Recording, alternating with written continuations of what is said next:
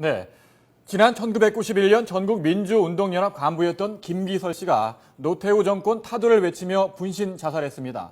당시 공안당국은 동료였던 강기훈 씨가 유서를 대신 쓰는 등 자살을 부추겼다고 발표했는데요.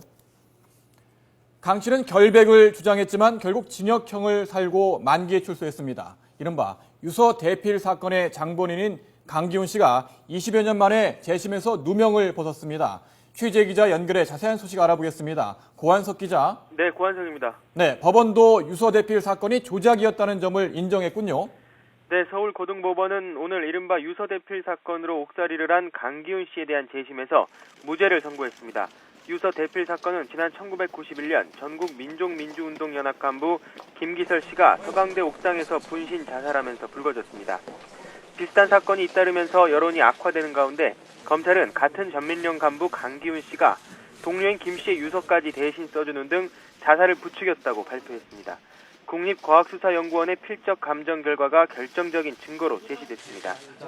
강 씨는 증거가 조작됐다며 결백을 주장했지만 결국 자살 방조 혐의로 재판에 넘겨져 징역 3년이 확정됐고 지난 1994년 만기 출소했습니다.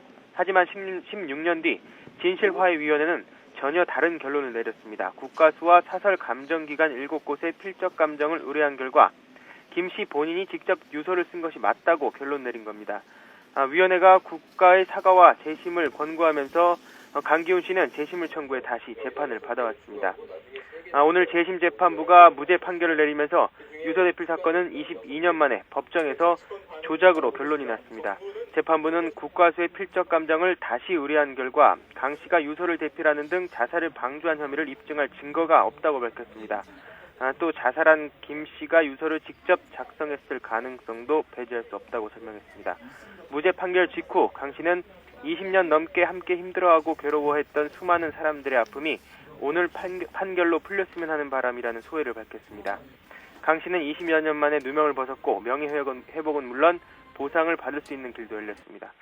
지금까지 서울고등법원에서 YTN 고한석입니다.